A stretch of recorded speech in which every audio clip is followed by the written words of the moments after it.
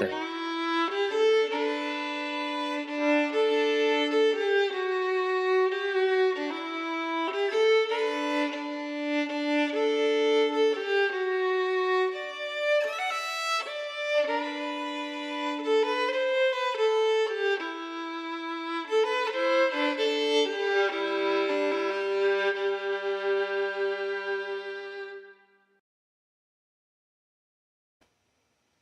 Here we are. Hey, man. Hi. Little Bear So- Hound. Oh yeah. Songs Forget I don't about like, right? that. Songs I don't love. Yeah, our most Songs I popular don't love, song. though. Great Yeah. song. Great song. You like it? Yeah, I love it. I love that It's whole funny. album. I love, and everybody let's go find Jay. It's Jay Schweitz for whatever reason on Spotify. J space SCHWEIZ, and listen to that stuff because it's going to change you. Okay. Thanks. Commercial done. Thank Now you, it's time thank for you. me to monologue. Okay. Yeah. Where Let's hear it. was I? Okay. Oh, wait, Here's the deal. do we want to wait for Craig? Do we want to talk about sodas I'm not first? waiting for Craig. Okay. All I'm right. not wait. Craig, is he going to show up? We don't know. Okay. If he does, I'll catch him up. Okay. Christian nihilism, starting with everything is deconstructible. Okay. I can get people there. Okay. But, and again, this is something, the Christian nihilism is something that helped me personally. And so I thought maybe this could help other people if faith is becoming a challenge to them, or the faith as they were brought up. And it's pretty orthodox, a little orthodox.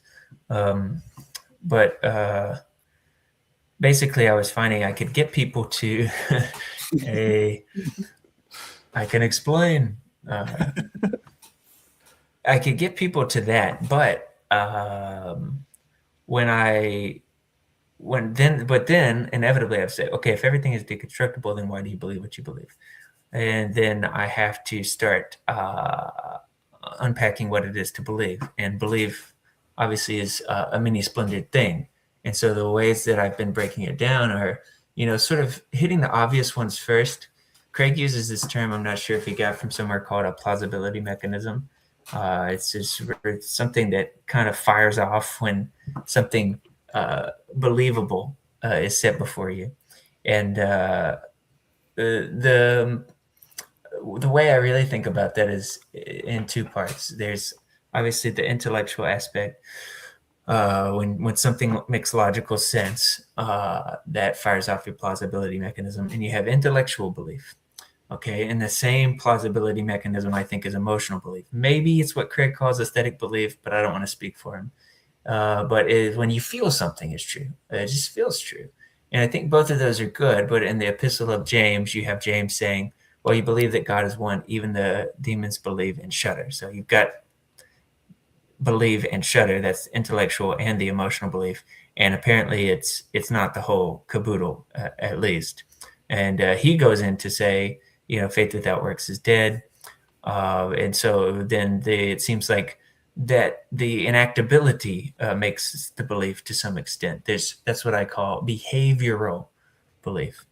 And then I go down to what I call relational belief, which I think is somewhere in line with what Luke talks about, sometimes Luke Thompson, about all meaning being personal or relational. And that's the Lois and Eunice stuff that I like to bring up so much but it's when you observe other people living out something, and you're able to believe because of their life. You're able to believe because of their belief. Or their belief is what makes for your belief, even if it doesn't hit the plausibility mechanism. So there's four, I think: intellectual, emotional, behavioral, relational. And then I think there's belief that is self-evident. And this is the worst one to argue for, because it's unfalsifiable stuff. If you say everyone knows this, like, part of being human is knowing this. And I know this not in a way that I can account for. It's maybe like a priori knowledge of, I'm probably not using that term correctly. And then there's, I think, and this was one that Craig really argues with me about, but I think that there is volitional belief or belief that you choose, or you could say it's belief that you desire. I desire to believe this. And then I organize my life towards that belief. So I think all of those different, and then did you just have to, I think, I don't want to say just, I guess, a catch-all grab bag of everybody believes something because of their subjective collision of experiences probably too. And maybe that's experiential, but I haven't gotten that far yet. So anyway, those are the ways that I'm thinking about belief and furthering the Christian nihilism journey to better articulate it because it's already helped me, and it's possible that it's just something that can only help Mitch Caps and no one else. But on the off chance that it could be useful to others, I continue to flesh it out. Yeah, that's super interesting. The closing the door. Yeah, I'm not sure where to go from here because I was going to ask you about the whole the belief around intellect. Just seems like you would study anything, or even just any sort of mathematics conjugates to the plausibility belief, the intellect one. You're like, this is this and that is that. Like this, if I did this, this would be the outcome. So then you can act on that belief.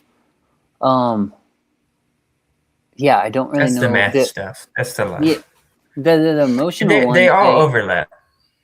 Yeah, I understand. I feel like I understand the emotional one. There's a lot of beliefs that aren't logical at all, and I don't know why. Like the beliefs that come from hope. Like I still think the belief. Like I don't understand why there's any belief in the resurrection logically.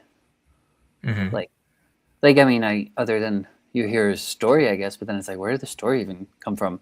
Like you don't see a pattern of people just getting up from the grave all the time. So it's like, why do we have this? There is a logic to explain the resurrection, but the point is that logic, along with any other argument you mount, will, if chased far enough, fray out at the end and become meaningless. Wait, say that one more time. Every conclusion you come to is a conclusion where you've intentionally stopped short of it falling apart because everything is deconstructible. There's nothing you can't dismantle using the tool belt of logic, etc. It's all folly. So it's all hevel. So is there anything you can actually believe, you think? Or yeah, you still have to believe. You have to believe because you have to teach, train, rebuke, correct, all that stuff. You have to behave. So you have to believe. And so why do you believe what you believe is the rub when you're trying to, because every person should be trying to convince others of their beliefs. That's what I believe. Because that's what's stabilizing you, helping you. That's your hope. That's your understanding of the truth. We got to get on the same page about the truth. That's very evangelistic. Yeah, a lot of people think that what it is. But everybody's evangelistic. Everybody is, whether they admit it or not.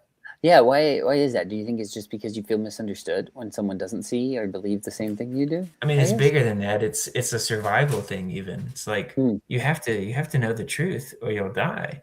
Or you'll be in bondage or your life. You have to know the truth. So we have to convince each other the truth, and we have to be basically unified. So I'm not sure where to go from here because how does this tie into Christian nihilism? All the belief stuff. That's the thing is where I'm trying to develop it is it's fine and well to be a Christian nihilist. It's tough because it's fine and well to say like, oh yeah, every dog you chase is gonna, cough up at the end, but why then are you bothering being a Christian, specifically a Christian? And that's kind of a challenge, but it's all like it's very, very tough. So it's like if you You follow Christian nihilism, you think that everything gets to a place of everything's deconstructible and people get there. And then what pulls it back together is belief? Or is that what's, or it just kind of I gets you to haven't been that able to point? pull it back together, or at It's just, least not to communicate it yet. That's where I'm stuck. Is I can't seem to bring it home. It's like, yeah, I'm convinced of Christianity, but how can I communicate that to you in a way that's not deconstructible? Well, I can't. Well, how can I communicate it to you in a way that you believe? So belief has to be something that somehow begins to transcend deconstruction. Uh, yeah, I'm not sure either. When I think about Christian nihilism, as I've come to understand it, we've got some comments over here too, but Oh yeah. So that's can what, I address this because that's, it's like a pop theology term. It's meant to be sort of provocative. Yeah, like Christianity is mutually exclusive to true nihilism. But I think Christian nihilism is when you've recognized nihilism as the intellectually honest position and said, but wait, so it's the bookends of Ecclesiastes. Everything is meaningless. Now fear the Lord and keep His commandments. Like that is going to be the conclusion that everything is Hebel. Now uh-huh. fear the Lord and keep His commandments is the only thing you could do. Where else can I go? You have the words of life, sort of thing. Yeah. Yeah, I feel that. I mean, I feel like this comment too. I definitely like when you first said the term to me. I thought the same thing. I was like, "This makes no sense. This makes no sense." It's meant to be like And that, it, and I and it, guess Luke's Christian anarchism is meant to be like that because that's yeah, a yeah, nonsense phrase. yeah, Um, yeah. And it kind of, it kind of still feels a little bit like an oxymoron or a nonsensical term intellectually to me. It doesn't emotionally. Like the more I pursue Christianity, the more it seems to be true emotionally for me. Like there is no definitive ground necessarily to stand on. Like it's just kind of you it like just my great know that it's my true mysteriously. like my great it feels like my greatest hope is kind of like at the same time my greatest despair type thing, if that makes sense. Like there's not It really a does. way to not necessarily a way to prove it, but it's like but if it's not this, then yeah, where else can I go? Like Well, it's like there's lots I of don't. other things that, from a logical perspective, that you could trade it out for. And I know, Jason, that for you, even other things uh, kind of tickle your emotions too. Like you're very uh, lit up by other worldviews. What do you mean? Say more. Like I what do you just mean know lit up? that they, Like they just trigger interest me? your, yeah, they interest you and they inspire you and you see the truth in them. And Hmm. Yeah, yeah. but somehow you're It still is in the like Christian. not lit up and like makes me angry type way, but Oh just no, like no, sorry. Yeah, this is gonna yeah. yeah, like I'm following this thing In a off the positive trail. way. Like Oh, okay. they set off your plausibility mechanism. Yeah. Yeah, that's true. I do think there's a lot of truth in other um, beliefs, I guess, since we're talking about beliefs. I mean, I Hmm. guess that would have to be the case, right? If people actually believe if they're actually honest about their beliefs, even if it's different from yours, then there'd probably be some sort of truth in it somewhere. I don't know. I mean, You don't know. people can be deceived, but That's true too. yeah. So I haven't been such a Hmm. great evangelist. It's probably what has to do with Cal says. You know, it doesn't consist of word but power, right? And if I participated in fully in what I'm in Christianity, then there would be no need for Christian nihilism. It's probably like some kind of psyop on my part to distract me. If you were truly, you said truly participating in Christianity, there would be no need for it. Mhm. Huh. Why do you think And I that have is? to. I don't know. I know how like lukewarm I am, and sort of it's like a part of my life, but not fully my life. Huh. Do you think the lukewarmness comes from deconstructing things, or everything kind of being deconstructible? No, it just comes from like not wanting to ever experience suffering or forego pleasure at any point. Period. Do you want to try to address any of these comments? Jacob's been commenting a lot. Okay. I'm not sure what he's referring to there, but again, like I don't call Christianity nihilism myself, or I would never say Christianity is nihilism. I Again, it's just meant to be like sort of an armchair theology term. Like it's meant to provoke. Hmm. Right. I guess there's also like there's every type of nihilist kind of too. There's like, your hedonistic nihilist who has come to the intellectually honest position that nothing checks out or nothing matters, and then they're like, well, I'll just get as much pleasure as possible. Or there's like the despairing nihilist who's like, well, I guess I'll just off myself. Or there's the Christian nihilism that says, well, I guess I'll just fear the Lord and keep His commandments. What do you think of that one? Angela Everybody's commits doing a it, sin. and everybody should. Everybody Unless should. they're doing it for nefarious purposes, hey, don't do that. Do it to love your neighbor, right? You got to evangelize to love your neighbor. If you I try to reason everything out, especially for yourself, but if you don't make that mistake, the problem doesn't occur. Well, the problem is you're trapped in a subjective cage and you have to reason everything out for yourself. Even if you're offsetting your reasoning to someone else, you're making the decision to offset it to them, which is a reason that comes mm, from you. yeah, But yeah, basically, yes. Basically, yes, it is inevitable, and that's the point. And the only hope in nihilism, once you've recognized its veracity, is something that transcends it, which is God, which is Christ. the only hope in nihilism causes you to transcend it. Is that what you just said? No, there has to be something that transcends it. There has to be Hmm. an ultimate perspective, and we're the limited perspective, and so we're dependent on the ultimate perspective. Huh. What do you find that is plausible for your rational belief? Well, look, it depends on, and I have the worst term for this, but it depends on where your false bottom is. Like wherever it is, you've decided to say, okay, well, let's just suppose because I think I exist, and then you build up from there. So wherever you like draw your presuppositional line, you can build up a rationale from there and say, well, this is rational according to this. But if you go back down to the presuppositional line, you'll be like, wait a minute, I just kind of like put that there as like a substitute for my actually knowing what in the world's going on, right?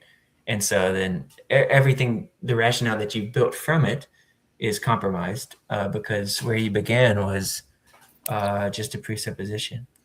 Yeah, that kind of Um, feels to me like that Calvin Hobbes strip. That's what always comes to my head with things like that, where he builds Sand his on the beach. yeah, and then his dad he calls it stupidopolis or something, and his dad's like, why does he keep building this so close to the waves? That's so stupid. Because every time he builds his castle, the waves just come and knock it down. That's how I feel when I That build he, up some sort of intellectual belief. I well, feel like that's that the always truth. ends up That's the happening to case. me. That's the case. But if you have somewhere that you could start, I mean, everybody has one, and you should have them. You should have a false bottom or a presuppositional foundation. Um, and Oh, spaghetti-o. When's the last time you had spaghetti-os, Craig? I bet it was this afternoon. Spaghetti-o, by the way, that's my daughter's favorite poem. It used to be 1, 2, skip a few, 99, 100, but now it's spaghetti-o. Oh, he can't hear. Please proceed. Um, okay, so proposed in the comments is a foundation. Being, I guess, existence is good. I don't know. I start with, I think, honestly, and this one maybe seem tacky, but I think I start with the Bible is true. I was going to say I start with God exists, but I guess everybody starts with they exist. Or anyway, Craig, we're doing Christian nihilism stuff, but also I'm game to switch subjects, and I have another subject, but it's I more hadn't Jason even core. opened my mug root beer yet. Look at this dog. Look at that dog. Look at that dog. Craig, I That haven't is seen a you clean. I haven't seen you clean shaven in a long time. Yeah, it's unusual. How's it feel? Great. feeling Feel good. fresh, You like it? feeling springtime. But you know what's the worst is I did it at night, and I do it with the electric device, and then I didn't have a razor near me, and so the problem is like with the beard, this gets Itchy. to be something, and then I also just I think you get like stuff up here that's not really supposed to be there. Yeah. Where your beard like tries to grow all the way up to your eyes. Yeah, and in my case, it just covers my eyes. I've never grown it out before. Maybe I should try. No, you should keep it under control. But the thing is, you got to use a razor for that. Obviously, you're not gonna whatever. Yeah. And so I was walking around for a little bit with this, obviously the length that it is now, but then like the other stuff like longer than that, and it just looked like it's the ugliest thing you could You imagine. had, like eyebrows underneath your eyes. Basically. More or less. That's amazing. Now I kind of want to try it. At this distance, it was imperceptible. But if you got close to me, you would, Ruthie, she's like, this has turned out to be an Almond Tree classic right here. Because of this? Yeah. I never thought we were going to get these three guys on the stream tonight when Jason dropped the line. It's like the old days. I didn't think so And either. back before Craig was even a psychic warrior. I've always been. Oh, It was kind of weird that StreamYard prompts you to give your own title. I couldn't think of something. I thought it was just a total shame to omit the title. wasted, yeah. Yeah. Well, keep going. What were you talking about? Well, I mean, I can give you the basic. It's more than three, Jason. It's like I'm going to vote it's like down 8. 3. Oh my gosh. But That's more than Craig, inside Craig's plausibility mechanism are 2: intellectual belief and emotional belief. So And then there's behavioral belief, relational belief. There's I guess what do we want to call it? Intuitive belief or self-evident belief. And then there's chosen belief, volitional belief, or belief that you desire to have and therefore have. So maybe there's 6. I thought there was a 7th. I thought we were doing the Star Trek thing where there was just 3. Man, bump Star Trek. Now we got 8. How are we supposed to keep up with this? And you can quote me on that. Everybody, bump Star Trek. No, Craig froze it just as I was rehashing everything. Oh, he's actually frozen? I thought he was just doing like a smolder or something. Huh. His shtick. But yeah, we agree that Star Wars is better, right? It's not a question. Oh, I got my first order wing pilot right here. I didn't mean to ask before we continue on to this. What type of instant coffee are you using?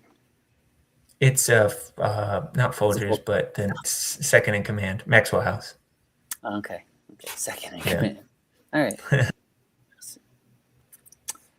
It's good. Is he frozen again? No, maybe. Yeah, he's in and out. Can you hear Craig? Can you hear us? He used AT&T. He was too busy changing his title. See, that's what he was doing. Mm-hmm. Now he's the psychic warrior. All right. So the false bottom. Start with being is good. So that's a place that he wanted to start, or he or she, and that's fine. Everybody's got to pick, their presuppositional worldview, I guess. And that's a great. I mean, being is. I agree. Yeah, existence is good as a baseline. Oh, then you No. kind of have to be like, There is a verse in Ecclesiastes that suggests otherwise. Just to it would be be that better guy. if I had never been born. Yeah. But Right. no, Better is Ecclesiastes to Jacob's point, you can't just cherry pick Ecclesiastes and say this is the truth. This verse is the. It's part of a bigger package. It's a journey. It seems just like a journey. The book is a journey. Yeah, there's some verses in there that are pretty haunting if you take them flat out. Which I mean, in isolation.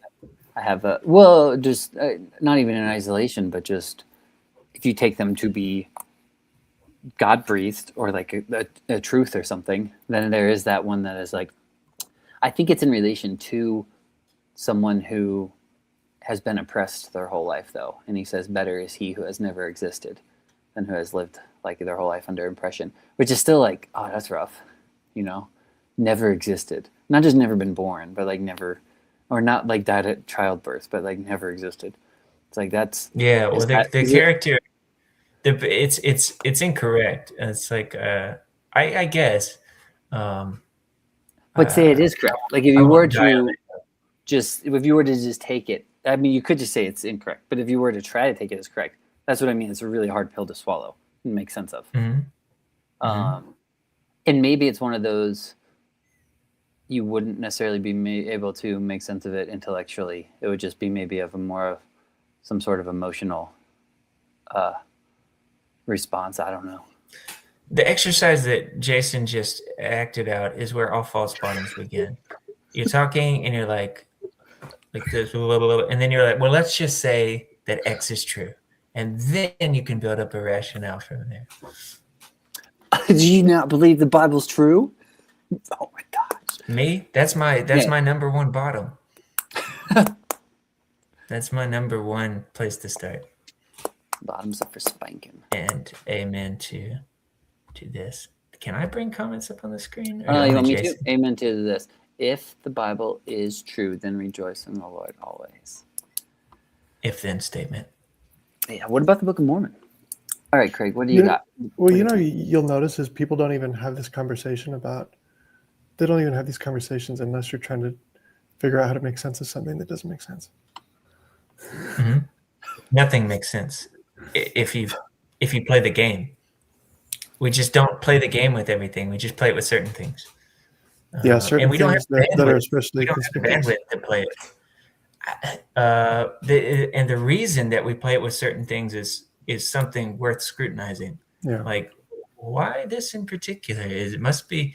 I think that there's a lot of reasons other than just like a logical conspicuous. I was going to try to turn it into like a noun, conspicuity, but never mind. Conspicuousness. Why are you turning on this one? And not other equally suspect ones. And it's not a game that's really cool to play. Like what, for instance, is equally suspect? No, Craig, we've done this twice in private conversations. We're not doing this again. No, I don't. Get him. Spank his false. What I was about to say is you don't. That's why I'm going to change that term.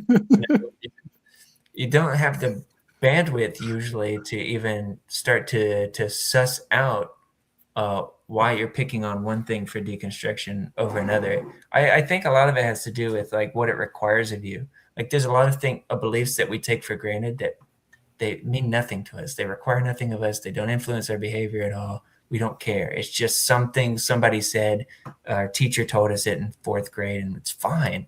Like I don't need to interrogate that anymore because it doesn't require anything of me. I just move on. But Christianity obviously is probably less so because it's logically conspicuous and more so because like if you're going to buy into it, it's going to require everything of you. And it's going to put you in a lot of situations that are not enjoyable just on paper. Can you say that about most every religion though? Because if you buy into, is it just things that are religions are famously the subject of deconstruction? Like they're like Is one it of the because number one thing. Yeah, that's what I mean. Those seem to be things, beliefs or whatever ideas you deconstruct more than just like you said, these weird little petty day to day things. Is it because the stakes are high on those? Like if you do believe it, it's going to require everything of you, and if you don't, it's going to cost you everything. Yeah, it's just better to dispense with it, maybe. I don't know. But again, like I was saying earlier, I don't know how many people actually are participating to the point that it would really require that much of them. I know I certainly don't feel that I am.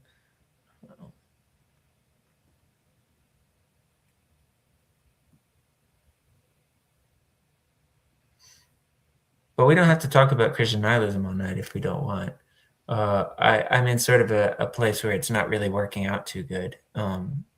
So I've got a lot to try to do with it. I was interested too in the widow of Zarephath, but we don't have to talk about that either. Well, I don't mind talking about Christian nihilism or the widow. I can talk about whatever. I didn't have any topic in mind. Those are the two things I came with.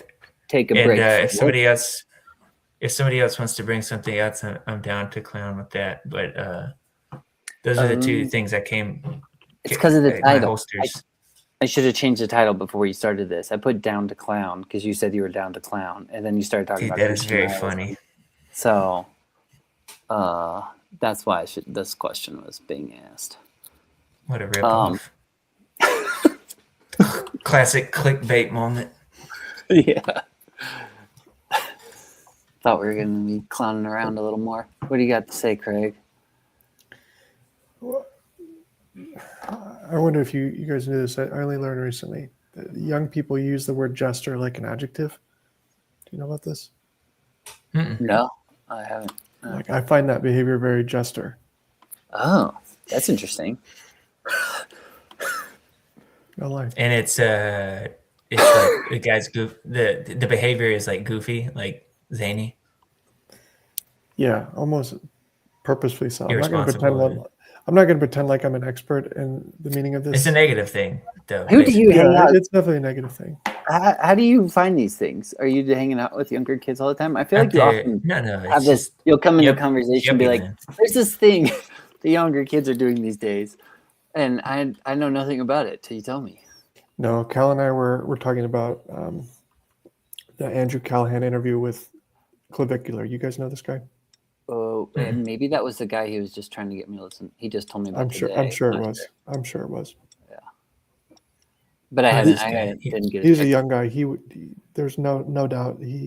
I've heard him use this language. Okay. So Andrew, I mean, you respect him as a journalist, or just as an entertainer?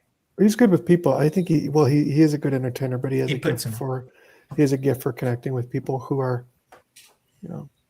might be hostile to anybody else. He puts himself in situations. Yeah.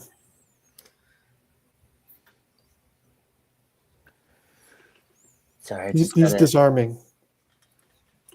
I guess so. Yeah. I mean, I think he's dialed back. I mean, I don't. Has he dialed back sort of the very overt frumpiness a little bit, maybe? I don't know what that means. I doubt it. It feels like he used to go in pretty hard with like a very tacky beige jacket and like a big mop of hair. And now he's gotten a little cooler.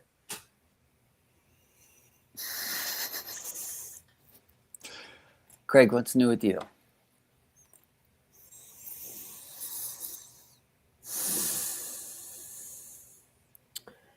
I was just thinking, I would love to go with you guys to New Mexico. There's this spa they've got in Santa Fe where you go, Japanese style spa. You have hot bath, cold miniature bath, and you just, the water in one is scalding hot and freezing in the other. And so you'll just go in one, it nearly kills you. I'm exaggerating. And you go back and forth, so it's really shocking, but you do it, maybe you're on round 2, round 3, and you start to not feel it anymore.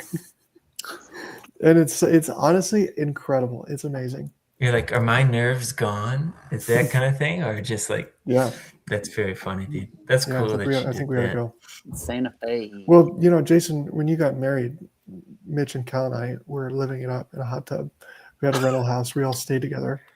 That's It amazing. was amazing. It was strange and amazing. Yeah. That whole actually, I was playing like some friends over, and it was like one of those get to know you games. And the question I got, which I don't like, the question I got was, what was the best moment from last year? And I was like, yeah, I gotta think. I think it was that trip out there to Jason's wedding.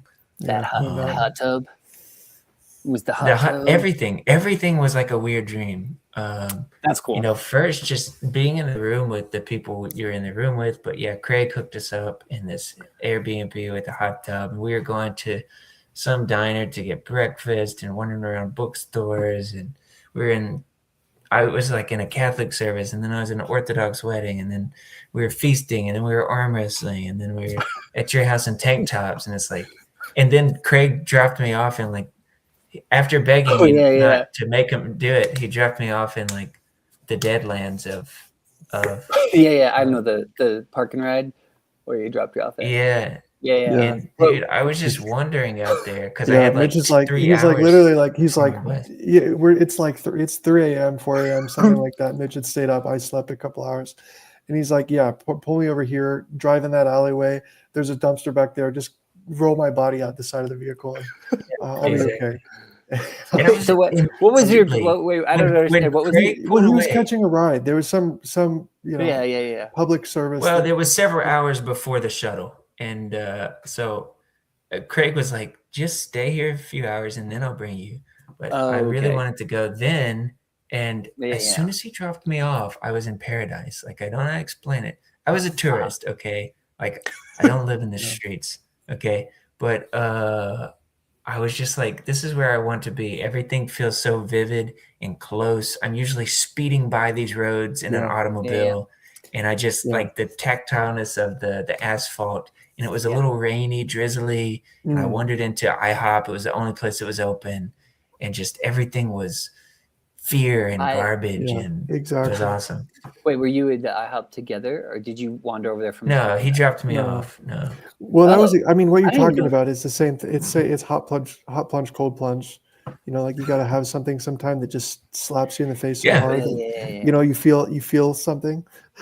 Yeah, I'm not just being goofy, but I mean, let me sympathize. Last night, Ruthie showed me something, and it was set to the theme song. It was some video somewhere, and it was set to the theme song of the TV show White Lotus. I've never seen it, but I love the theme song of White Lotus because in the past I saw this video.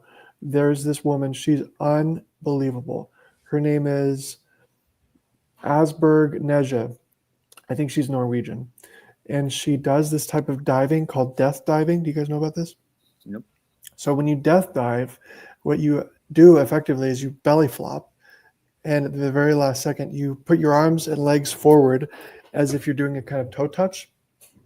So your feet and arms are forward, and they make you kind of a spike, right?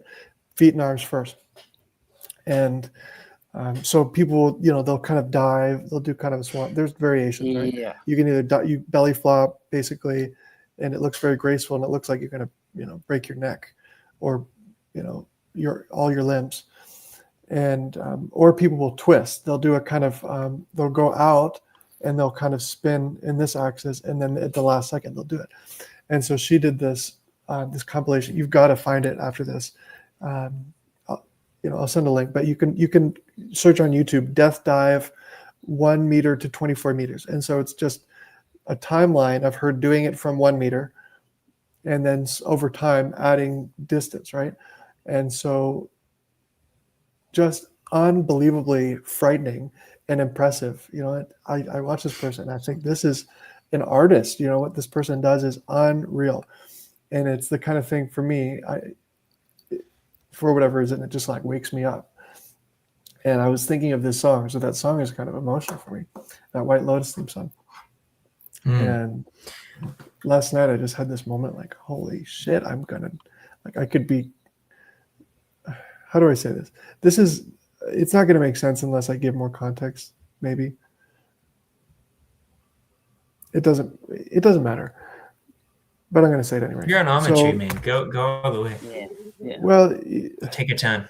yeah. So Ruthie's got a friend, her best friend, invites us over to watch Survivor 50. Survivor season 50. It's the one that's on right now.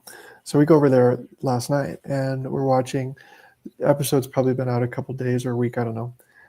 And I'm gonna spoil the episode. So if anybody cares about Survivor, then plug your ears. On this season is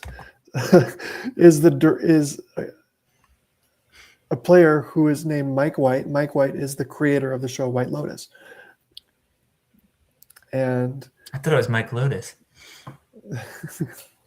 So Mike White is on the show, and they blindside his ass. They send him home, and he didn't know about it. And it's just like something about that having been fresh in my mind, and hearing this song that just happened to be from his thing, and reminding me of this person. I was just thinking. Oh, and you know what I did is I went on Spotify and I said, I would need to find this song. I know I've saved it somewhere. I saved it in a playlist called 2023. It was 3 years ago. It felt like yesterday. Wow. And I just thought, my life's over. It's gone. And I got to, I got to do more. I got to get after the things that I care about. So. It's like you said with the dumpster. There's something that just shakes you out of your normalcy. Yeah, that's right. And I don't know even to what extent you could responsibly manufacture it. I think it's what you talked about before, Craig. After a certain age, you basically need a traumatic event to shake you out of your routines and the person that you are. Your personality goes lockjaw, and I don't know, but every swing you could take, like an out-of-state wedding, is it just like, yeah, okay, let's do this thing and let's do it weird. But if anything you could do, but then too, like everything that you're doing in the humdrum, and this is maybe too famous an excuse for doing nothing and not pursuing in the way that Craig is espousing or coveting. I mean, when you've gone 5 years down the road and you look back, you're like, oh man, those were the days. It's always like you can't appreciate things in the moment, hardly ever. Every now and then you'll get a moment and you're like, I'm here, man, this is it. And maybe there's a way to be more present in general. You're like, you're like on TV and you're like, oh my God, we're live. Usually it's a deposit. Usually every moment's a day. And like when we're on this stream, we look back on the days where we used to do this all the time, and it's just like, what was so different about those days? Were we really gunning it? I don't know. We were alive, and we had shared experiences. We had memories. So, but I agree. I think we got to dig. But the sad part is, Craig, we've had this conversation before, right? And we've like made pacts with each other, like we're really gonna pursue our dreams, and then I don't know what you're talking about. Oh, yeah, my dreams are in motion. Your dreams are in motion. The pact is a lot. Okay. The pact is a lot. Look, Craig's life is doing short, that art is winter long. arc thing. He's sneaky, dude. He's got the sweatshirt on to disguise the fact that he's been pumping iron every day, and he's like ripped to shreds. And that's everything in his life has got a sweatshirt on. We're just gonna be walking we're gonna be walking in downtown, and we're gonna pass a window pane of a bookstore and just see Craig's as a display, like pyramid, his book. His book. He's probably got multiple books. It's better. Look, It's better to crush in obscurity, right? You gotta. That's the idea. But no, I think we all have this secret dream that we're gonna surprise people, one of these days. But I don't know. You gotta do the It's the Wonderful Life thing, where it's just like somebody up there in the cosmos knows, and that's gotta be good enough for me. George Bailey, the richest man in town. Did It's a Wonderful Life give a lot of people permission to just roll over and just do their cyclical cyclical lifestyle I of still haven't seen mundanity. that. Is that what that is? It's just doing the day to Yeah. day. You know, that's Well, what wasn't that Achilles once said that after he died? He said, "I should have just gone home." Did he Shut not say up. that? that's like What did- After he that's what died, he said that's said what he was fighting for, man. He was like Wait, he what do you was mean? like Shut up! This is what I heard. Okay. So don't quote me because I haven't actually read it, but I heard he what is it in the Odyssey when they call up the demons with the blood? Achilles is one of them, and he says, "I should have just gone home. I wish I would have just gone okay. home." So what you're saying was actually sensible. Yeah, for one. Yeah, he wished he had the wonderful life. Achilles but would never say maybe that. it's just a grass is only greener Well, thing. he would you after know? he said. No. Everybody is one of the things I hear the most often, and this is awkward because neither of you have children. But I hear so often people. I was talking to somebody last night, and they kind of live with their parents who are aging, and there's a lot of just trials that go along with that, obviously. And but he was saying basically just like, yeah, I think a lot of people don't realize the beauty of it too. And I was like, I hear that a lot with people with kids when they see kids misbehaving or something, and the kids are running around crazy, or they'll watch a movie with an annoying kid in it, and they'll be like, "Oh, glad I dodged that bullet." I'm like, "Oh, sure, glad I never had kids." And I'm like, you have no idea what you are talking about. But everybody does this. I mean, it's like you have you make sales pitches to yourself to sell yourself to on an experience that you have to make yourself feel good about whatever suffering you have to go through or whatever you missed out on. That's the thing. Yeah. There's this really, as much as I hate this, as corny as it's gonna sound, there's a TED Talk. It's called "Why You Will Marry the Wrong Person," and it is given by Alain de Botton. I'm not going to be able to pronounce his French name properly. It's really amazing. It's just, I think you're totally right. That experience of just looking at all the possibilities that you had to shut the door on, you can go the other way too and just be regretful. Because the gravity of everything that you sacrificed or didn't pursue is like infinite, right? It's like this weight that if you ruminate on that, it'll just crush you to dust. And like likewise, you gotta have some kind of mechanism to justify your choices somehow. Yeah, you just wish you would have just kept those. You got to do something. Eyebrows, Gotta behave. Shouldn't have shaved them off. Yeah. But I think I felt like for the longest time, I guess to get a little superstitious. So Craig did something a second ago about saying, like, I know this is going to sound corny when he was about to reference a TED Talk. It was just being self-aware about how TED Talk is old news, right?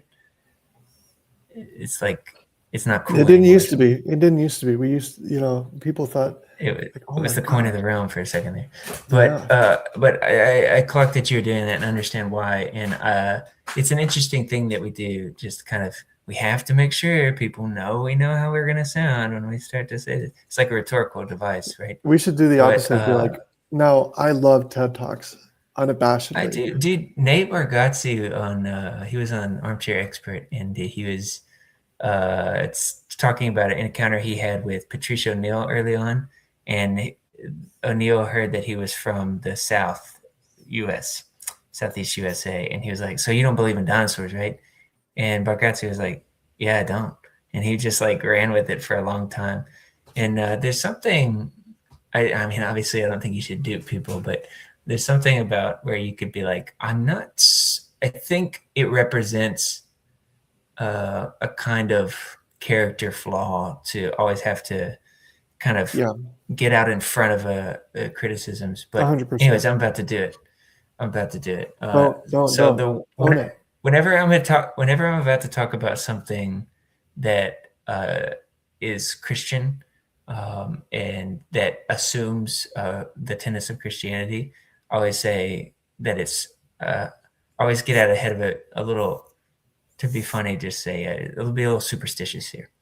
So to be a little superstitious, I think for a long time I felt like I really had a sense of direction from God in what He was doing or what He wanted me to do, and that's kind of an icky Pentecostal claim in some ways too. Oops, just did the self-aware thing again.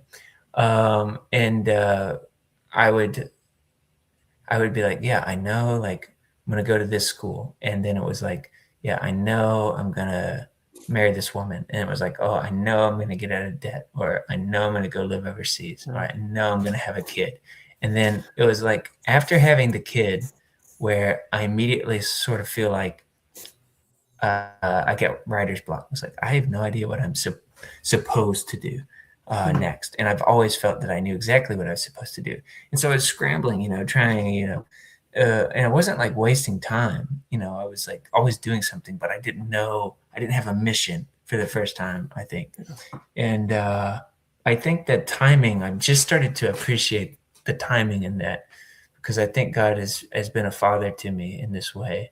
And just giving me like explicit kind of instruction for so long, and then being like, okay, now you make some decisions, you behave, you know what's valuable to me, to my kingdom. Now you go do things, and I would, again, this is awkward, but like I feel like I wouldn't have been able to understand that had I not had a kid. I know that you guys can understand that. I'm not saying that, but I felt like I wouldn't have been able to understand that had I not been in that position to be like, oh, like it was the skeleton key for me to understand why he would kind of go dark on me, because you do that sometimes with your kid where you like do exactly this, and then one day you're like, okay, I'm going to be in the living room. I want you to, you make something with your time. So I don't even know why I brought that up, but I love that. I really love that.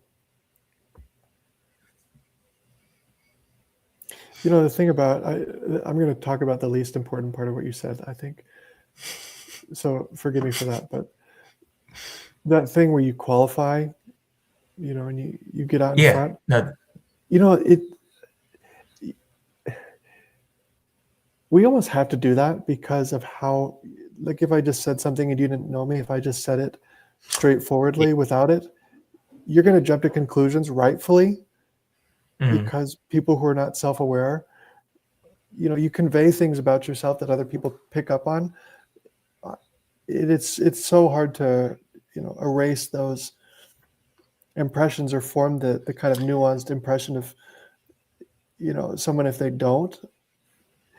You brought up, though, like, I get the rhetorical utility of it, but you brought up one time, I remember, like at a party or something, some gathering you were at, where a woman at the party you had talked to, a stranger, had I was just said, thinking about that as I was, keep going. Where she just, maybe we're talking about the same thing. She just kind of, without qualifying it, said, the Lord is like, as if like, he, of course he's the Lord. I take that, take for granted that reality. And I think that there's some value to that. I think, just sort of, there is something to not always having to protect your reputation or have people think about you a certain way that's most palatable in a given moment. Yeah, I mean, it's both. I don't even know that it's good practice just because you're afraid of being judged. Obviously, there's people who don't care at all. If people have any opinion about them using the Lord, but it's such inside baseball talk that you don't even know in advance if somebody has the shared vocabulary, right? So I can see an argument for doing it. It's kind of like lack of attention to the other person's experience. It would be like as if I just started talking to you about something from my work that you would have no reason to understand the language for you. Yeah, I definitely think there's a place for it. Now, I want to talk about something you said about the person who doesn't really care what other people think. And that person could be someone that's entirely self-absorbed, that's socially caustic, that could have like a lot of negative connotation. sometimes I think leaders are that way. I feel like a leader always loses in some real way. Like the person who's most invested in leading people towards a good end loses, loses, loses. If you think of a general who sends, he feels like this battle has to be fought. He brings 100 men into battle with them, 90 of them die.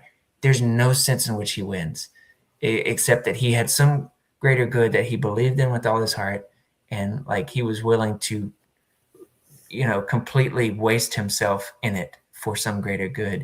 And it's like, now, okay, yeah, I mean, if the battle's won, if the newspapers agree that the battle had to be fought, it doesn't matter. 90 people don't go home to their wives or kids.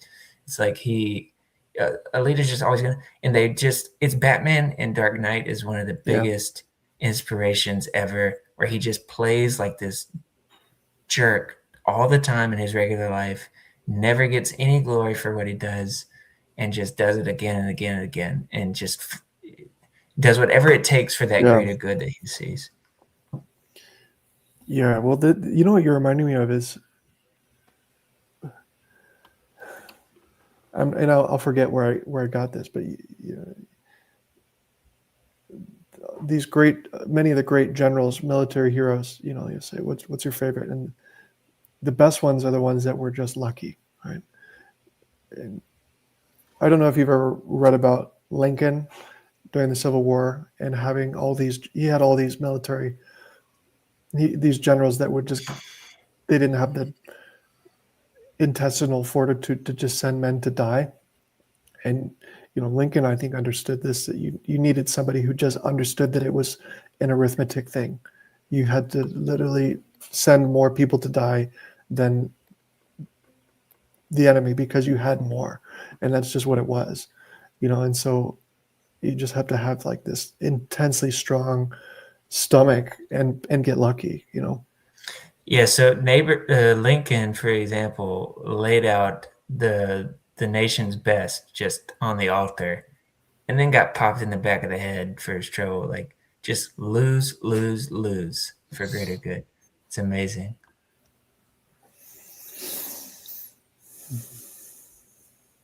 Oh, there was something in my brain.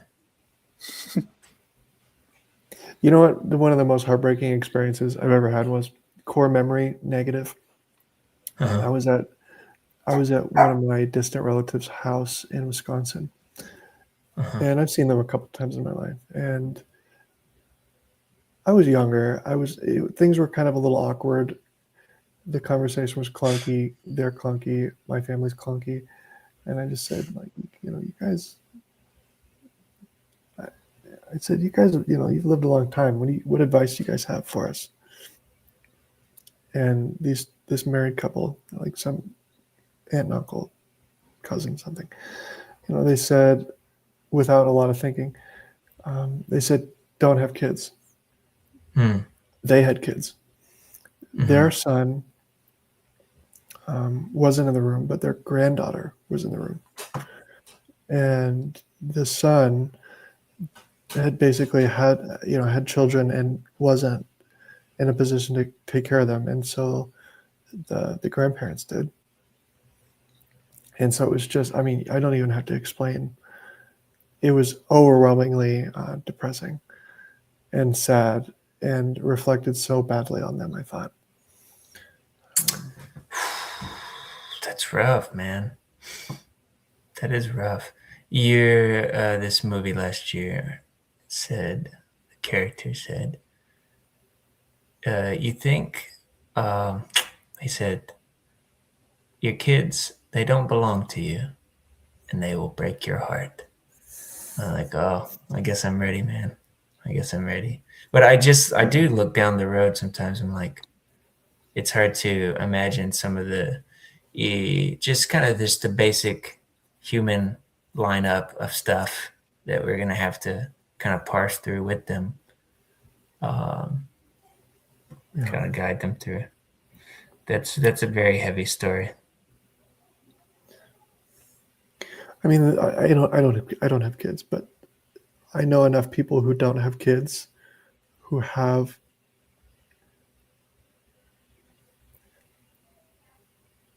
such an outsized legacy and effect on people that are not their kids. Mhm. There are so many people, young people, who need somebody who's like a parent, who isn't a Mhm. parent. Mhm. And Mhm. so if you're somebody Yeah. who has that desire and passion to be parental, to show somebody what's good about this world and to, guide them, there's a lot of people. We need people who are not parents who act like parents badly. Yeah, kids need people that aren't their parents a lot of the times Yeah.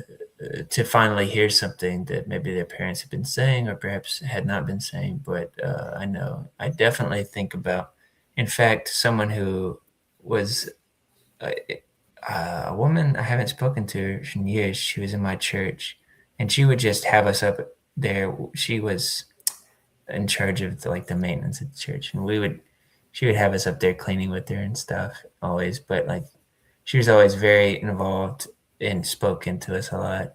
Her husband died last week, and I just reached out to her for the first time in a while. Like, man, yeah, she was really somebody in her life, and those people, man, it makes a big difference. It takes a village, they say.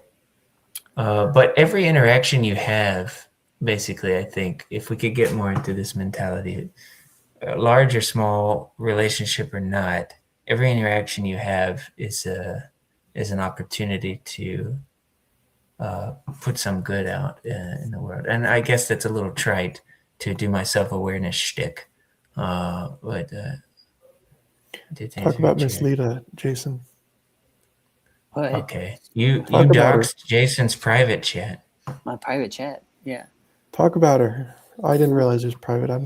No. We can talk about it. It Mitch was says the one that said she's private like. chat. Mitch was the one that said she's like a Yoda figure when I worked there, and I was like, she's like one of those people that doesn't have kids, but just is like, it's just so full of just humble wisdom and direction. Mhm. If you're humble A enough real to actually leader. listen to her, yeah. A real leader demands something of you, Oh, but like is yeah, she was very special, very good at leadership. I mean, oh, the way that she would encourage you, but she was always demanding like the best out of you. yeah, it was great. I don't think I've ever Good had pull. an employer that was quite like that before. Too. It was, You it really, was and you definitely would go like, she inspired loyalty, and you would go like, you did not want to like steal her time, yeah. that temptation would come and go very, very quickly because you're like, no, What was it like about her? she's got a ship here that she's the captain of. So this is a woman you guys work for. Yeah. At Pizza Hut. Pizza Hut manager. I figured as much. So what Had no was kids, it? right? What Yeah. was it about her that gave, had this effect on you? I don't know. She was just, it was like that. She was just genuine, but she would still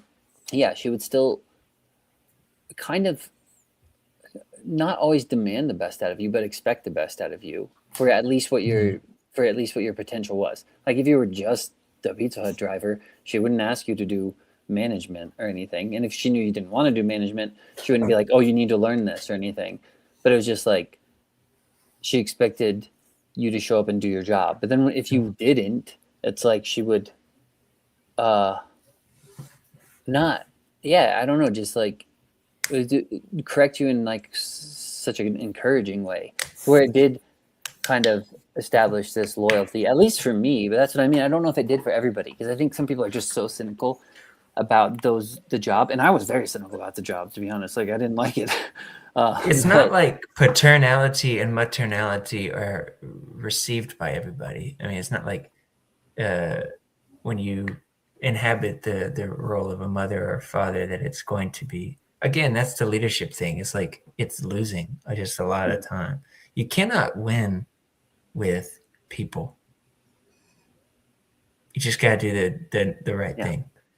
You can never you can't win with people. And you could, like, it's like she expected a lot out of you, but then if you made a mistake, she would reinforce that it was just a mistake, sort of thing. If that makes sense. But she would chastise you for it, that's for sure. Like, you didn't get away with mistakes. Like, No. you're like, you see this mistake that you made, don't do this again. I like that stuff. I respond really well to that stuff too. Like, I guess not everybody's different. I don't always. Too. Yeah, see, that's the thing. I don't. That's why I think I appreciate it so much, is because that sort of stuff, I think, causes me, my initial knee-jerk reaction is almost a spiral or something. Like this weird sort of. Well, I panic, but it makes me want to, like, I cannot make that mistake again. Like, I do feel like, I feel the negativity for sure. Like, I'm just like, oh my God. Like, and I'm like, can I gain her trust back? Like, can. My best teachers in school were like that. You know, like they're people who I knew in advance cared about me a lot and believed in me. But then when the posture changed to, look, you can do better, or like you needed, you know, there's more that you have to give and I want it. It meant, you know, it means a lot coming from somebody you already know has positive regard for you. Yeah. I guess with peers, do you feel that's true with your peers? It's hard to say. You know, I had a conversation about this today. I mean, my personal relationship with my peers is very direct. A lot of them, I've known long enough that we just talk to each other like that. Like, you get off the phone with somebody and you're like, hey, don't embarrass me. You know, just I worked with a guy. I really love this guy, and we hadn't even worked together that long. And he calls me on my personal phone about work. You know, because I was like, away for 10 minutes or something. And I'm like, hello. And he says, you fucked me. And that's just how he starts it. And I love the directness, you know. So I think from peers, it's if you can get there where you just say it like it is, where the hell's that thing? You know, I think that's amazing. Well, this dance we have to do is kind of pitiful a lot of the times. You're very, very worried about stepping on each other's toes. I do think it would be better if we could talk to one another. Absolutely. And now it's like, dude, can I even send this without an emoji on it or an exclamation point? Is this kind of come across the wrong way? I don't know. Everything's sort of political. Well, you know what you're saying. I know you'll appreciate this. Aaron Sorkin is a writer. A lot of his dialogue, people think his dialogue's unbelievable, but a lot of what he's doing is just cutting out all the qualification and all of the indirectness. You know, people just say what they feel. Yeah, and that it's, does. It's so much sharper. It's so much sharper than everybody's regular experience. Lori, when she watches movies, will get so frustrated when it's so obvious to her that a conflict could be immediately cleared up by simply saying what exactly happened. You know, because a character will come in and look at the situation and be like, oh, it looks like this. And character B could just as easily say, oh, here's why it looks like this. But they never do. Sorkin's like that. Yeah, but you know, he also writes his characters to react in ways that are like, wow, thank you for telling me that. Which is, of course, I mean, they don't always. There's blow ups and stuff, but you know, when you're controlling the dialogue, you're controlling the dialogue. Well, that's just dramatic irony, like on Laurie's part. Like that's the intended effect. It's supposed to make you sink and feel despair and pain. That's right. Yeah.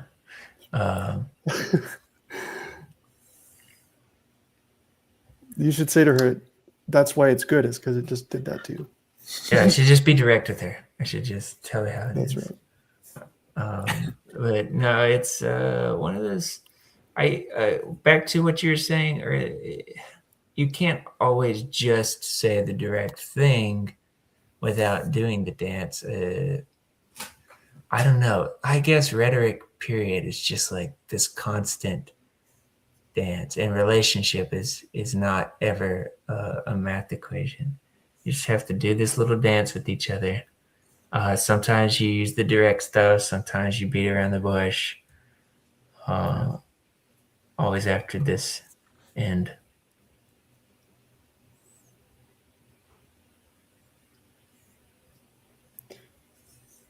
Jason, I gotta ask you something. Ask me. What do you think about being an uncle? Oh gosh, it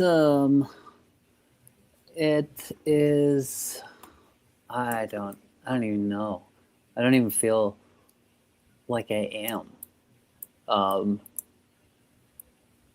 Because I think a lot of it was when I was around, I wasn't really around. That's how it feels to me. Like when I lived in the same state, I didn't show up as I should have, or as much as I should have. I didn't, I guess, interact with them, my nieces and nephews, as much as I should have. And now I'm not there. Yeah, so I don't know. I don't really know what to think about it. It just kind of, like, if I think about it, I think it feels heavy because of those reasons. It ought to be exciting, right? Because you're kind of like the parent that gets to always be the fun one and break the rules and stuff like that. But yeah. But then you're just kind of like, I don't know. It just seems like I'm not there when I need to be, especially now. Because like I don't think I've been home in or back to Tennessee.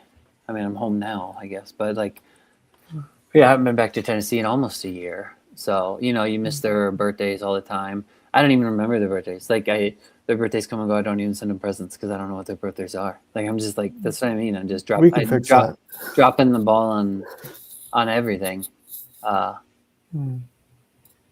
yeah, that's what I mean. It ought to be exciting. I should be like really invested in it, but I don't feel invested in it at all. And when I think about it, it makes me have regret. If I would. What? If you go into full uncle mode as a result of this call, then I think this call would have been a very big win. I don't know how. How do you go into full uncle mode when you live halfway across the country now? Let's start by finding out their birthdays, I think. That's ground zero. I gotta tell you, I think I'm a lackluster a uncle. False bottom. I didn't know that you were an uncle, I don't think, Craig, for some reason. I've got Because two Ruthie's nieces and one nephew. Yeah, and I'm through about Ruthie, to have, right? Okay. Yeah, and I'm about to have another nephew.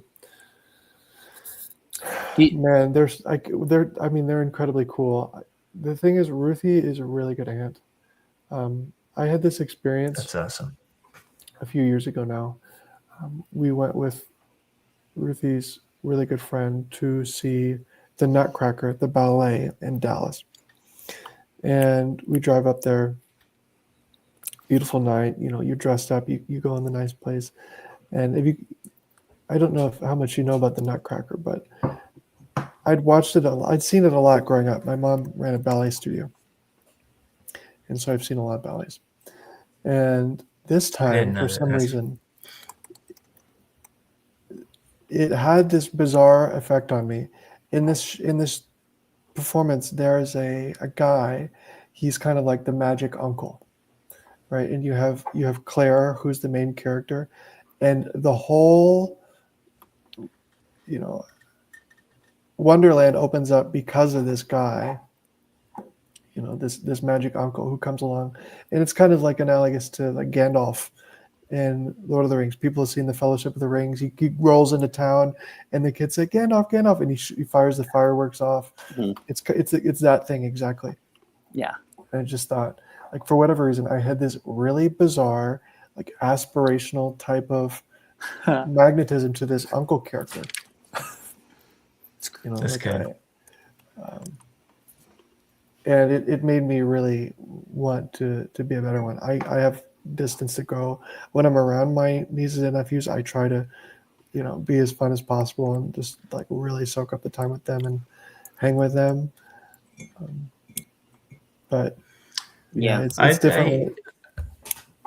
I feel like it's tough to regain that ground, because it feels like if you voided Jason, I resonate kind of with what you said, because I have 2 nephews and a niece to Lori, and they were just around when I was courting her, I guess, and I didn't really think about them as prospective nephews and niece. And then afterwards, when I was married to Lori, I just didn't really even when like one of them, they would just like, they started calling me Uncle Mitch, and I was like, oh shoot. And I kind of like thought about my aunts and uncles who were extremely involved, even like the in-law uncles and aunts at times. And it's just like, so that's okay. It's very hard for me to kind of bridge that gap now. I don't know about you, like my uncles, well, it sounds like yours were pretty involved and close.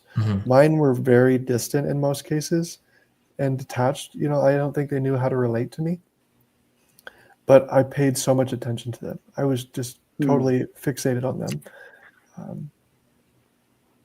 And I think any amount of time, I mean, I'm talking to myself as much as you guys, but I think just any amount of interest in what they're up to, I think you can make up the distance really quickly. That's a good word, Craig. And Jacob is here. I couldn't listen because I was in class for the last hour. I'm guessing you guys scheduled this so I wouldn't be interrupting you.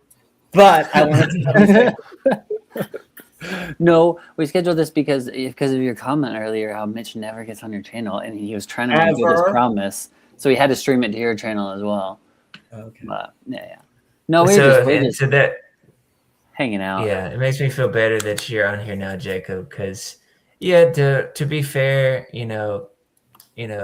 that night around the bonfire, I think everybody was making promises they couldn't keep. Okay, it was everybody.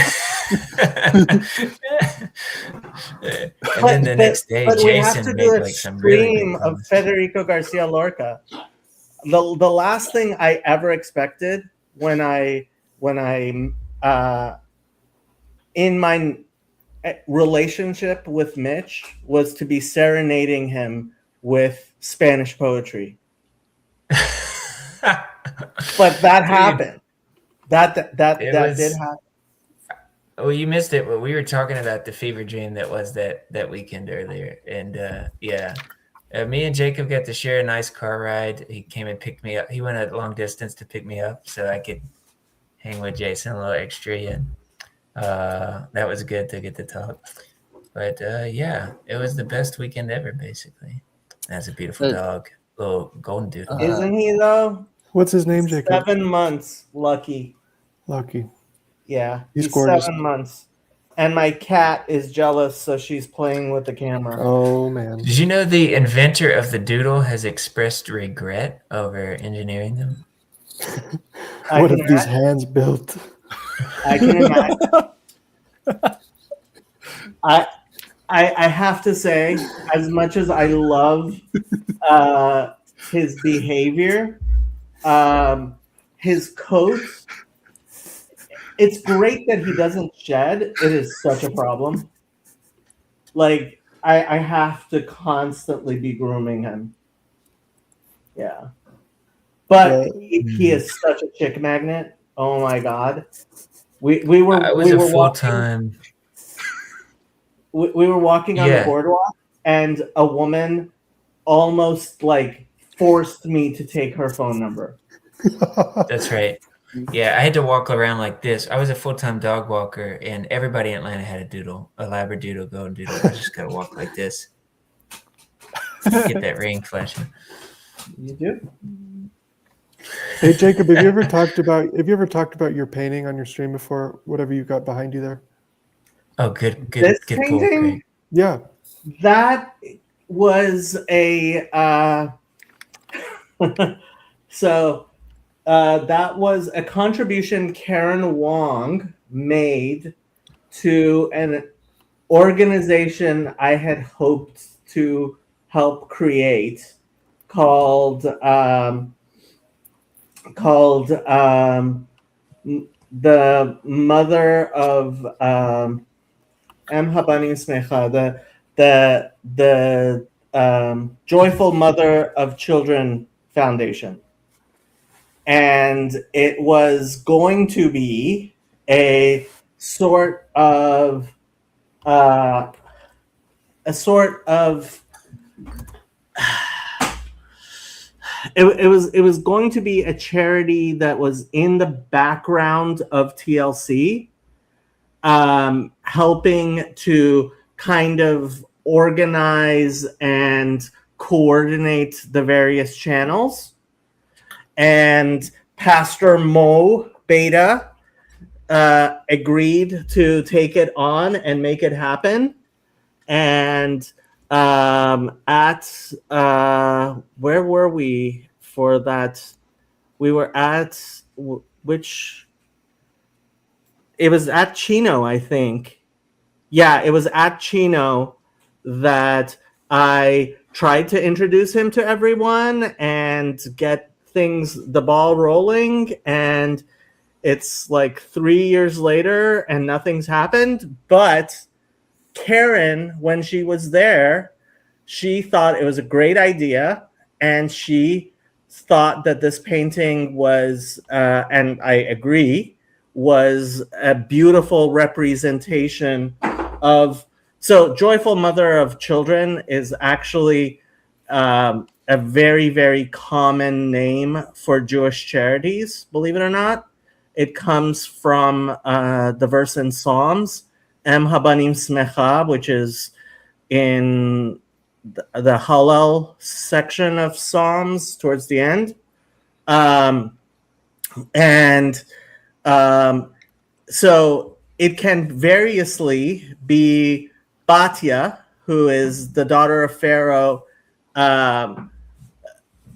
finding Moses. It can be Miriam, watching Moses. It can be Yocheved, his mother, putting him into the waters, as well as there's the Christian, like there's actually, you have to kind of see it to see the cross, but there is a cross there. So there is an allusion to Jesus and Mary, right? And so it's a painting that Karen Wong did, and I printed out 2 copies of it, one of which is hanging behind me, and the other one I gave to a friend of mine who was being installed as the rabbi of a Reform synagogue. I am not Reform. I don't believe in female rabbis, but I gave it to my friend, and she likes it very much. I think she has it up in her office as well. Now, so when you look at it, do you see Batya? Do you see Miriam? I would say more than suggestive? First and foremost, I would say Batya. When I first saw it, and so I started crying when she gave it to me, because, and you wouldn't know this, so there's a particular part of the Talmud that Chezi pointed out to me, which he really likes, which says anyone who rejects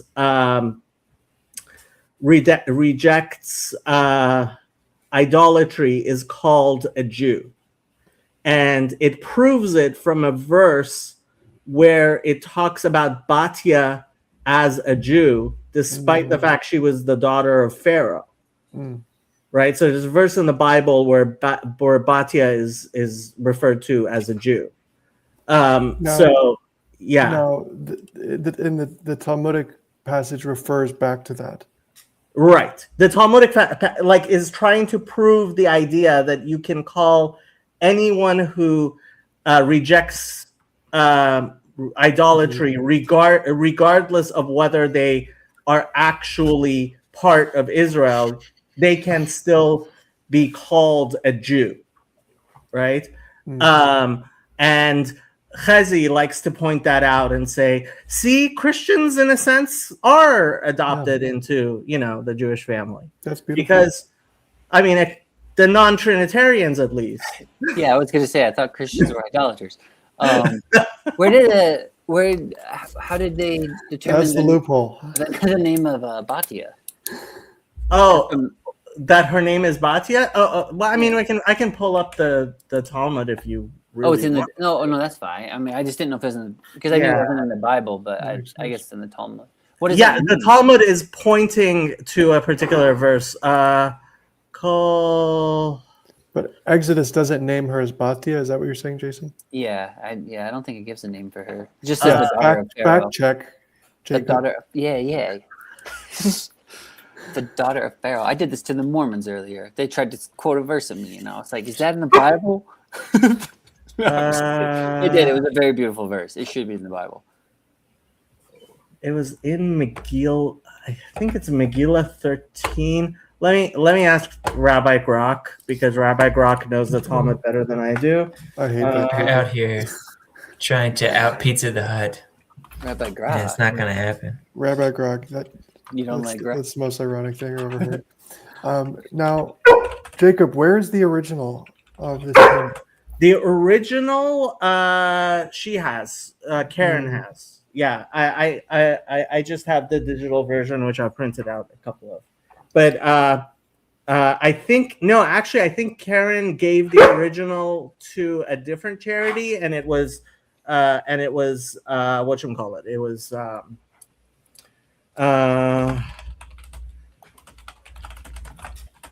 because she rejected. She gave it to a different charity, which then auctioned it off. It was in Megillah 13a. The verse is 1 Chronicles 4:18. Oh, so it is in the Bible. Whoa. Well, yeah, I mean... Your hut just got out pizza, dog. Oh, no.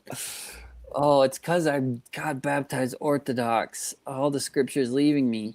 There you go. Even Craig is leaving you. Yeah. Oh, my gosh. Craig left us? Why did Craig leave us? I have no idea. Okay. That's kind of rude. It is kind of rude. What about the widow of Zarephath? What's her deal? Oh, he's back. I'll add him. Who's the widow of Zarephath? She's the one that Elijah asked to give him a morsel of bread in her hand. What? I mean, give me a verse. First Kings 17. 1 Kings 17. So I am going to show you how to look up the greatest compendium in all of Bible literature from Sepharia. Oh, that was Grok. So First Chronicles or Kings? Kings. First Kings. What? You said Chronicles. I think 17. Oh, okay. 17. Maybe it's It's first. It's first. Yeah. First Kings 17. What? Oh gosh, 10 maybe after the Ravens. Wait. After the Ravens. Right there. Okay. And he arose and went to Tzarfat. Oh, Tzarfata. Okay. He went to Tzarfat. Okay. France. That's a joke. Okay. Mm-hmm. Behold, the widow woman was there gathering sticks, and he called to her and said, "Fetch me, I pray thee, a little water in a vessel, that I may drink." And as she was going to fetch it, he called to her and said, "Bring, I pray thee, a morsel of bread in thy hand." Why does he say it that way? That's awkward phrasing in English anyway. Pat lechem beyadech. Lichina. Okay, let's see what the commentaries say. I have a lot of questions about this. Abarbanel is usually pretty long. I love the Malbim. Lichi, why is this not? Okay. So he says, okay, והנה שם אישה, אין המשמעות שהיה דירתה בפתח העיר, רק נזדמנה כי והנה שם, בקיצור, עצים, אשר הכיר הנביא כי זאת האישה שהוכיח השם לקראתו, רצה לדעת מה חסר לה. He wanted to know what she was missing. אם מים או לחם. If she needed water or bread. והתחיל במים, he started with water, כי בעבורם הניע השם ממקומו, because that's why God made him leave his place. וראה כי הלכה לביתה, and when he saw that she went to her house, לקחת להביא מעט הידע, כי לא חסר לה מים. Amar, and when he saw that she was going home to get it, obviously she had it, so he told her, no, get some bread. Ki im Hashem lo ya'asen nes im lo letzorech gadol, because God only does miracles for when there's a great need. V'chol od yahaya la mazon seuda achat, so she had enough food for one meal. Lo haya mitnoses shirbe hakemach v'shemen b'derech nesi'i. It wasn't necessary for him to increase the oil and grain and flour with a miracle. V'lachen hizmin et Eliyahu be'et shelo haya la rak seuda achat בעניין שאחר כך תימות ברעב. So God sent Elijah there when there was still, because God only does the minimum necessary miracle, while she still had some food before she would die of hunger. ובזה הייתה ראויה לנס כדי שלא תימות, and it was enough of a miracle that she would not die. וזה שאמר ויאכלנו hu vamatnu, and that's what it means when it says, and we would eat it and die. I don't know if that I guess helps. what I'm asking is, no, I didn't know. I have several questions, and I don't know. It doesn't mean you'll have answers to them. But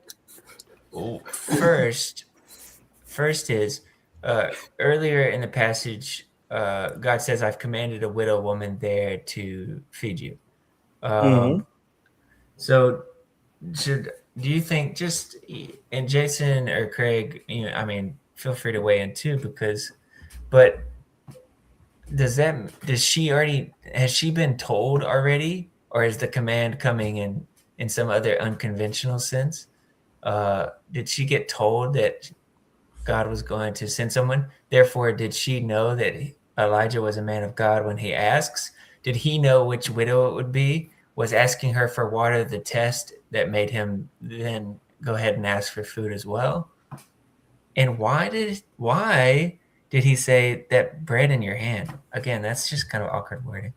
Any of those you could take a stab at.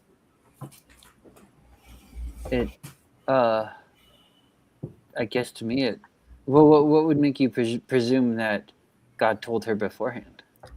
Because she says to Elijah, "I've commanded a widow woman there to feed." So he says, that's pretty explicit in verse 9. I have commanded a woman there. Yeah. But should we understand Elijah asking her to as God's command, or should we think that he has already set her up for this situation? Do you ever feel that, Mitch? Like when you get someone that asks you for something, you feel like God's already told you? I don't know. Maybe I could. I often get that. Sometimes when people are in need and they ask me to help out in advance. Yeah, well, it's just like if I even pray about it, it almost feels like God just slaps me in the face. Like, why are you even asking me about this? Like, you already know the answer. Like, I've already commanded you or something.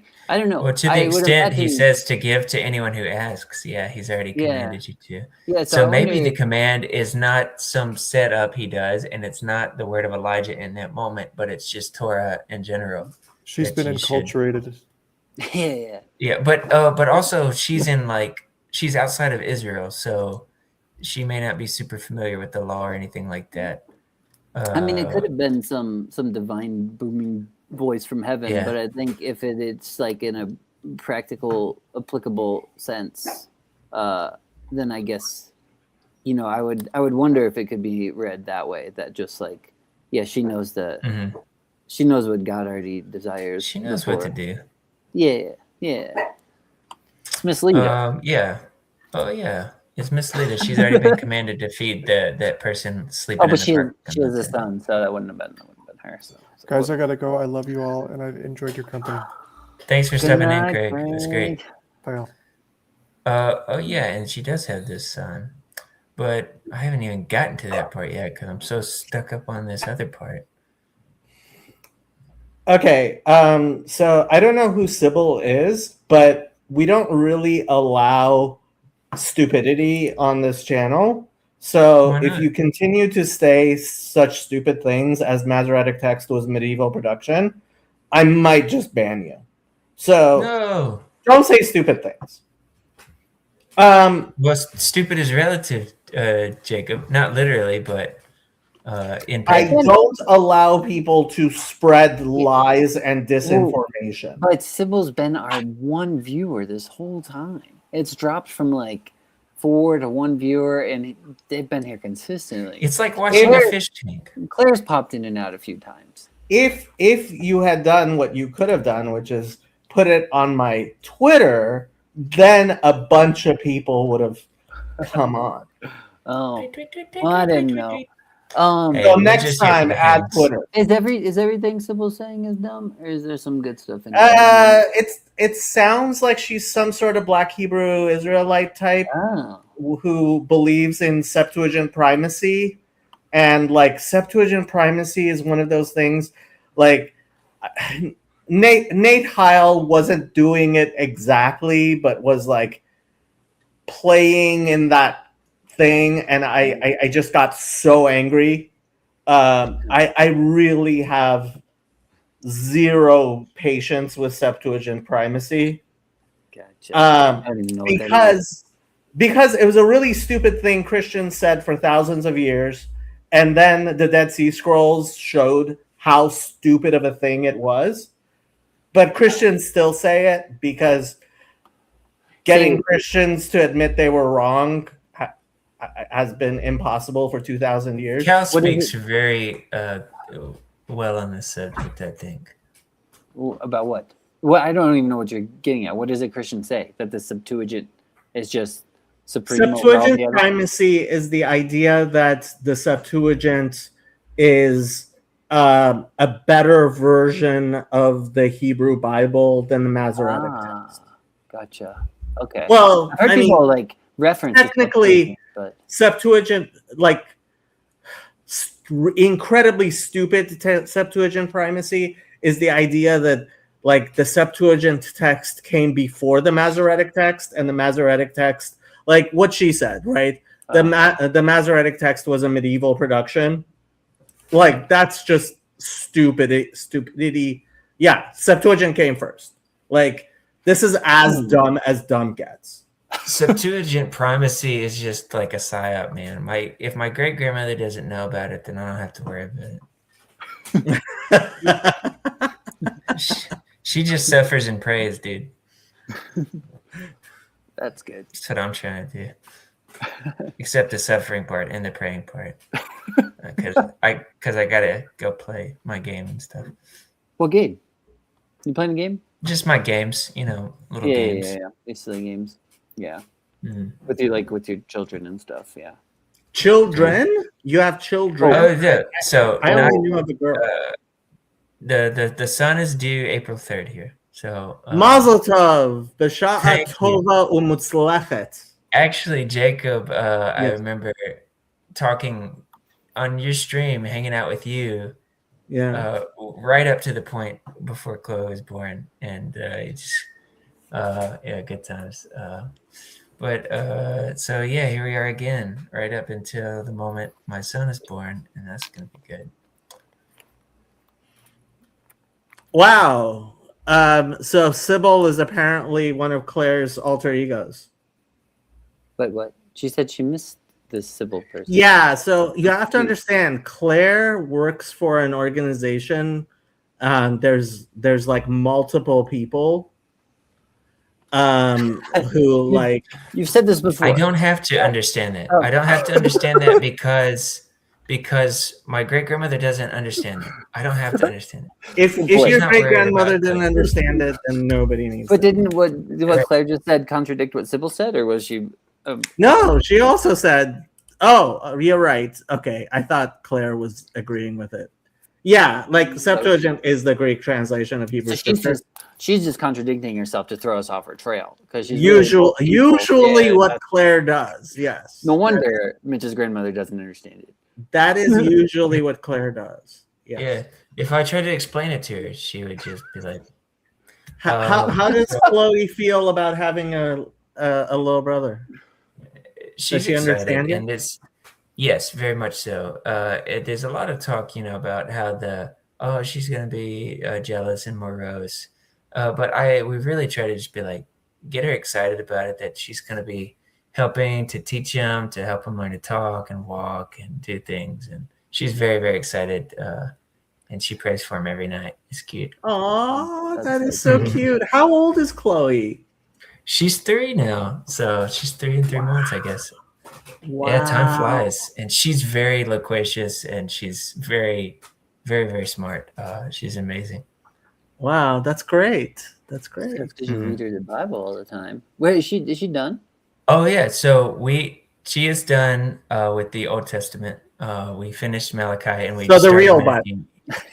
Yeah, Yeah. we started Matthew yesterday, and Wow. so yeah, and I'm planning to. It's perfect timing because I'm gonna start in Genesis with Hank, and then we'll go through that. He and I will go through that together. But I do think that had something to do with it because with Chloe, I would set her up in her like little thing where she could be sitting up, and I would like look at her face and read it out loud to her, and you could tell she was like watching my mouth move and stuff, and I think that probably did help her start speaking a little faster, maybe, because she was in like before she was 1, she was like through the Pentateuch, and she was on it.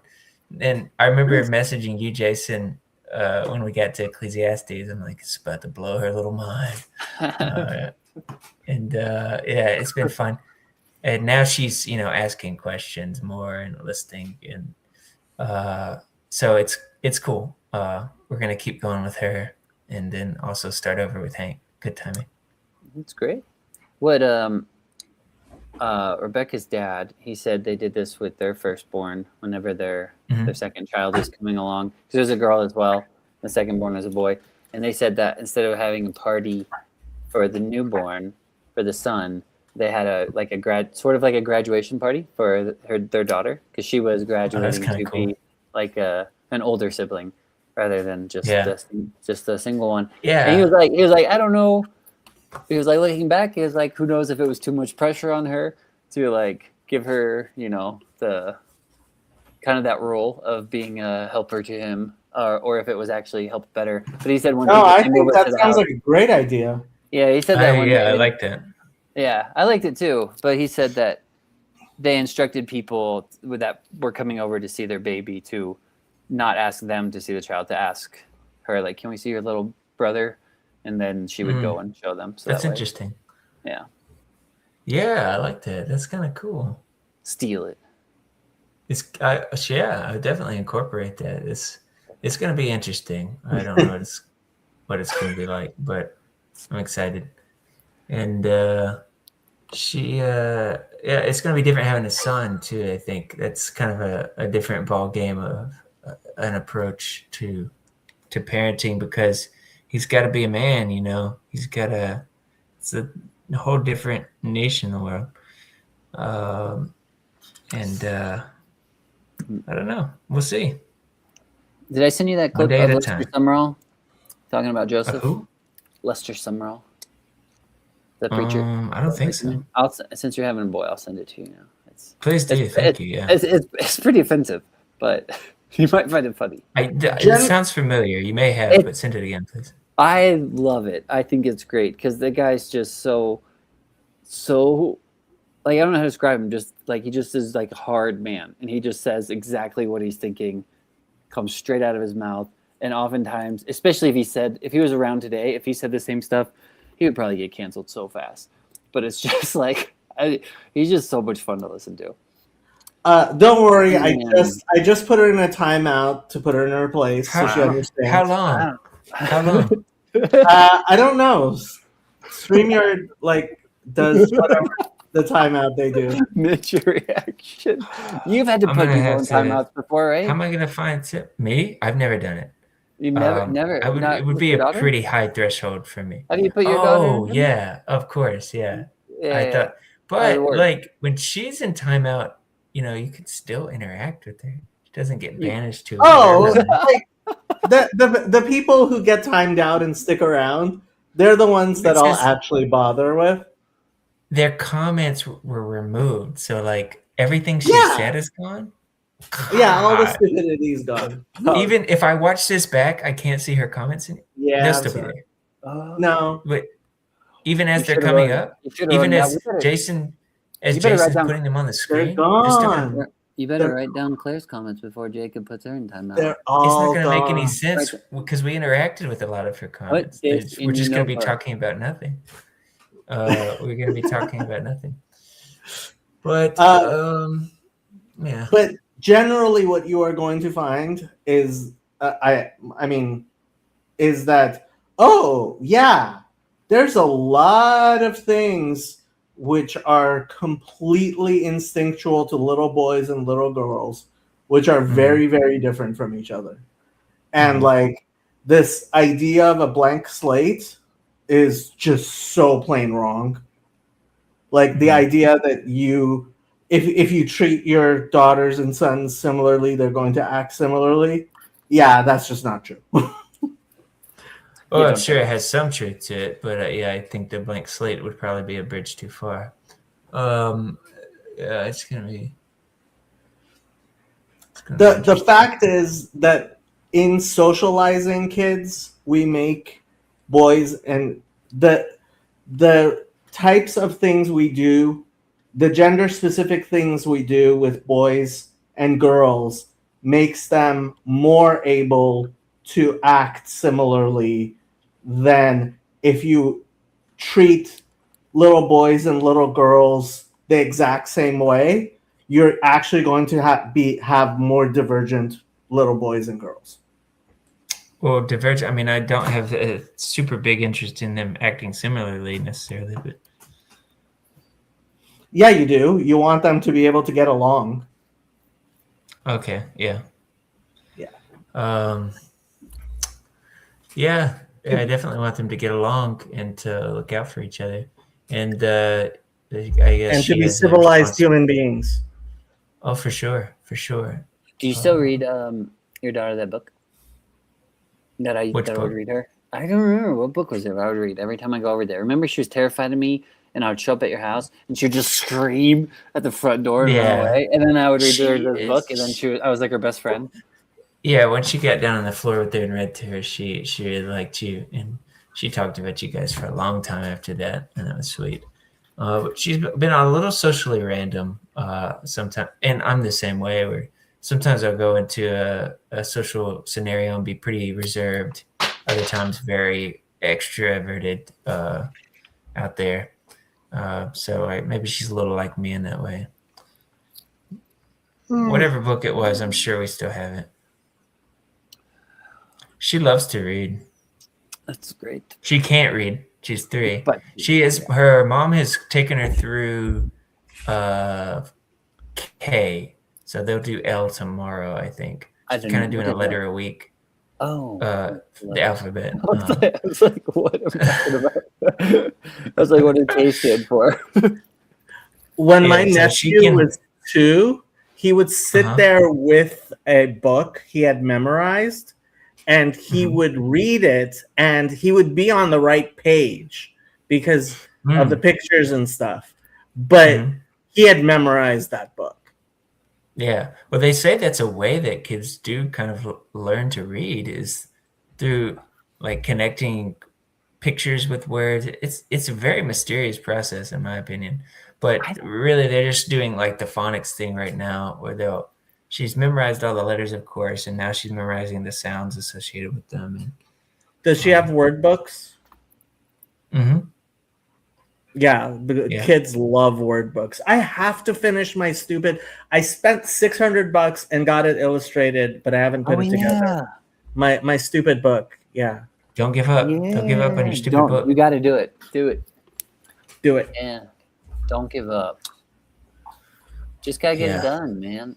It took me 20 years to finish putting the details on this story. I've been telling it to little kids for the past 20 years, and they love it. What do you have left to do to get it done? I just have to sit there and actually like.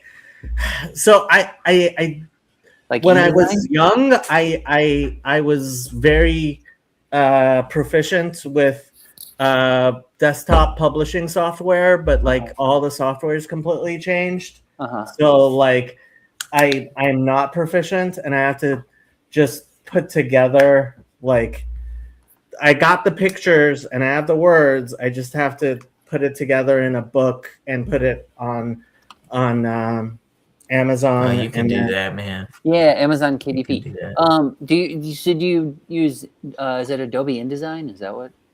Well, I was gonna use GIMP. Oh. Okay. Yeah. Yeah, Oh, I was that gonna is- use GIMP. It's free. Okay. Does But I Canva guess I have a could format use- like What? GIMP's pretty easily user I friendly. think you can even do it. I mean, I think when I did mine, when I did that little art book thing I had, I don't remember what I used, but I think when you go into it, I think you need like a PDF or something to upload to Amazon KDP. Yeah. What does PDF so stand for? eventually, yeah, I have to turn it into a Public display of affection. PDF. That's a great answer somehow. I didn't hear what you said. He said, I was "That's asking what PDF stand for. and I said public display of affection because I have no idea. Oh, a Affection. PDF. Yeah, I don't know. I did one. I remember I did. So that the other book I had written that was not See, like Sybil's pictures back. was he's back. Did all the comments? No, the Welcome. comments didn't. But No, just her new comments. but I used Word for another And one. and I'm not even blocking the new stupid stuff she's saying. Okay, is that stupid stuff? Yeah, I mean, she No. obviously doesn't understand what she's saying. Is it a she? Do we know that? Well, Sybil Is that a girl's name? I don't know. Sybil is a girl's name. What? Well, guys, I'm about to hop off, I think, but I'm glad we get to do this, Jason. Thanks for setting it up, and I'm glad Jacob ended up on here. At the Yeah, same me too. time with me. Yeah, I'll probably go as well. I gotta get more work done. Yeah, I should go too. It was nice talking to all of you. It was too. Yeah, This it's is a nice reunion. Let's do it again. Jason, have you heard my AI songs? What do you think of me using AI to make music? It's fine. You're haven't not heard- morally opposed to it? No, I haven't heard your songs. I don't mind when people do it. Rebecca's brother was doing that, and he was actually generating some really, really good stuff. I'm not I was opposed to it. surprised how easily I was able to make Yeah. music Yeah. I actually think is Yeah. really good.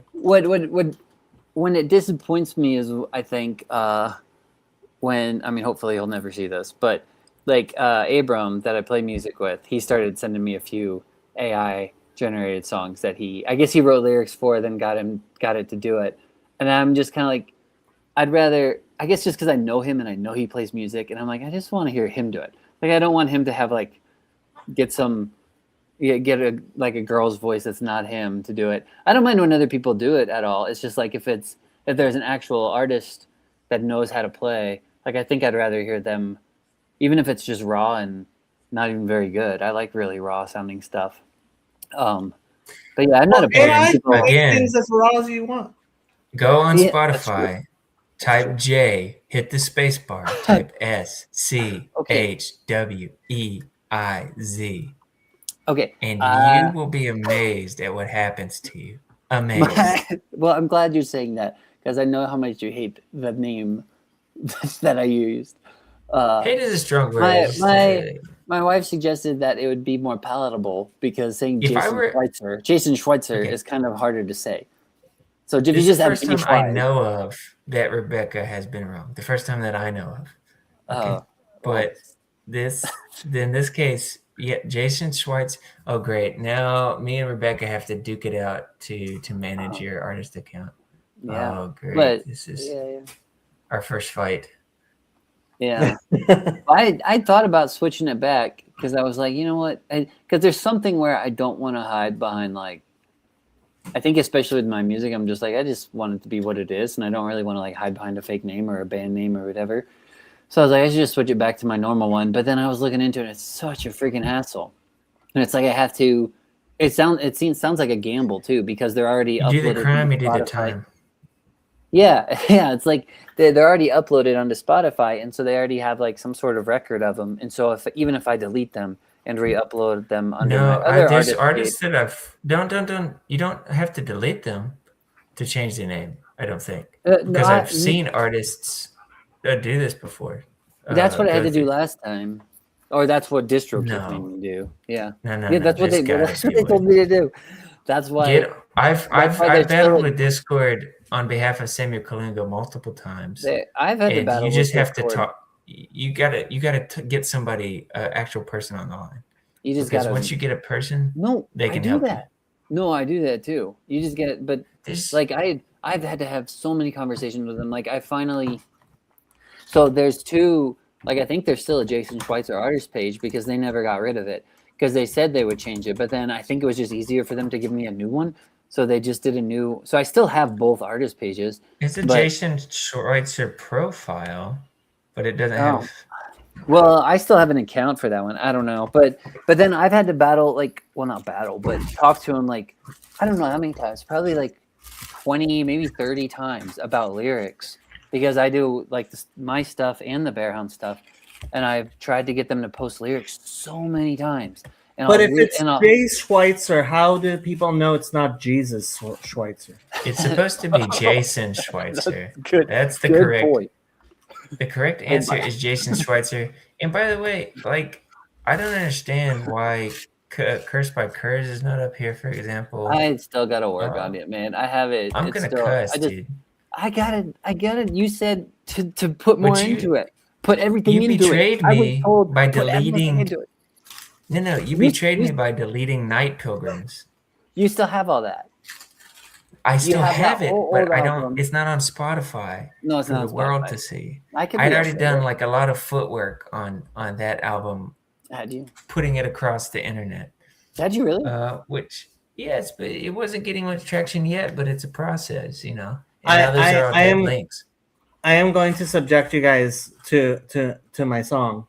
Yeah, I'd love to hear it. Actually, So the lyrics are from a poem that's 1,000 years old, okay. and it's about an eagle that is flying, and it's having the time of its life, and it gets hit with an arrow, and as it's falling to the ground, it notices that there are feathers fletching the arrow, and it says, "How can we? Who can I complain of? It is of me that is upon me." So that's the refrain. Ooh, wow, That's that's pretty. good. Do you want?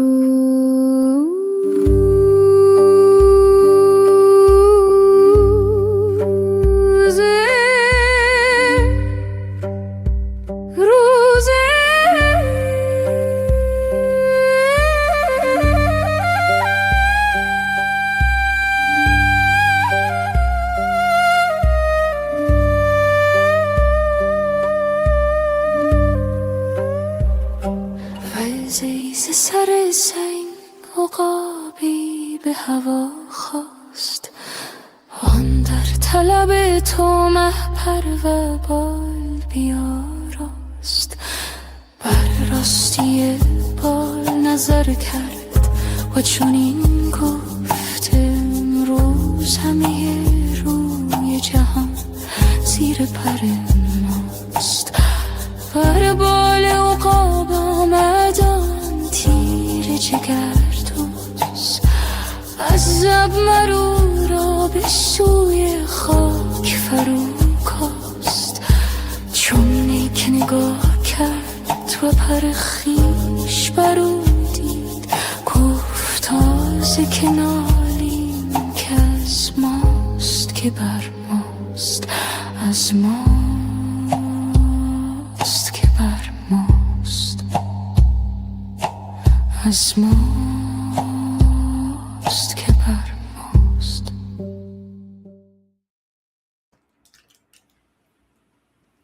Should make an artist page. DistroKid. That's Just what I use. upload it on Jay Schweitz. Yeah. As DistroKid is not bad. No, it's not bad. As much as honestly. I've complained about it, I do have problems with getting lyrics on there. I had to go through a different thing now. What was it? I can't remember the other company now. Yeah, well, But- dude, So Long Susan. Oh my goodness. That's right, dude. If I had thought about it, we still have to do a So Long Susan stream. You talk about I'm it. very serious about this. Yes, I Okay. want to have like an in-depth almond tree conversation on the subject. Do you But, have a lot to say? anyways, yeah, I don't have a lot to say and a lot to ask. So, anyways, I'll But see you guys by the in- way, you can unmute yourself. What? doing that, I could have Oh, done my rap break.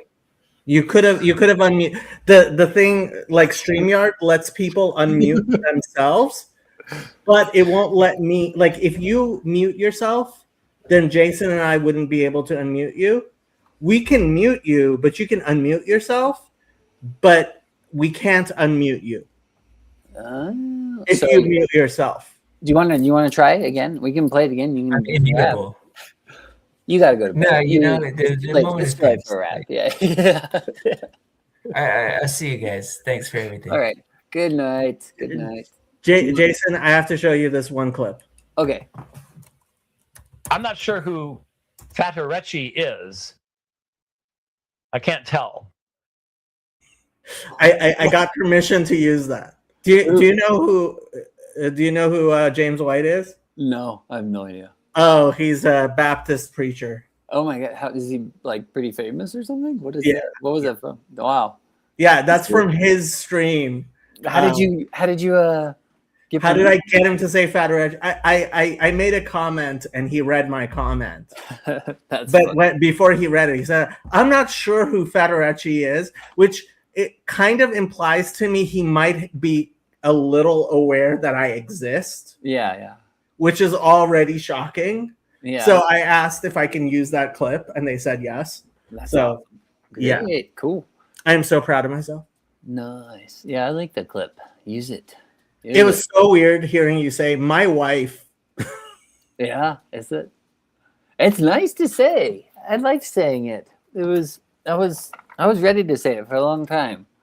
It was weird. To be honest, like it was easier to move into saying that more than saying my girlfriend. You know, I don't know. Maybe even more than saying I feel like my fiance was easier to say more than my girlfriend too. Like they kind of all got. I mean, you had an official wedding. Yeah, I know. Can you believe it? Yeah, it was great. It was great. It was the best day of my life. It was surreal too. It went by so fast. The whole thing kind of felt like a blur because I mean I know that's what everybody says, but there's just so many people there, and it does kind of. There are little parts of it that are like you look back and you're like, man, that it kind of like I don't feel like I got to talk to my family at all, hardly, that entire time. Because you're just so like there's so many people and you're talking to everybody. And then before I knew it, my sister was like, "Well, I gotta go to the airport," and I was like, "Oh, okay, all right. Well, I'll see you next time." I don't know. It was good though. Yeah. Yep. Yeah, girlfriend does sound like a 13-year-old, you know. But what do you? Don't ever do it again. Well, say girlfriend. No, get married. Oh no, I won't. Yeah. I'm glad you were there. That was great. Yeah. Alright. So Sybil knows how to cut me to the core. Oh, that was mean. Ban her again, or him. Let's see. How do I do this? Are you really gonna? Oh damn! Yeah, I did it. That was mean. Did you time her out or did you ban? Oh, whoops. What was that? Oh, you actually banned her? Is that a permanent thing? If you ban her, it is. Oh well, she shouldn't be mean to my friends. Whoops. Wow, I wasn't even gonna ban her. But I don't know what I'm doing. okay. Well, what does it matter? Mitch's grandmother doesn't know Sybil, so good Yeah. riddance. Yeah, good riddance. Exactly. Exactly. Yeah. Yeah. Whoops. Oh well. Oh, well. That was a mean comment, so I'm not sorry. All right. Well, I guess. Do you want to end this? Or do you want me to? Are you gonna keep? You going? end it. All right. It's I'll end it's it. your I never. stream. All right. Good night. Good night, world. Good night, Jacob.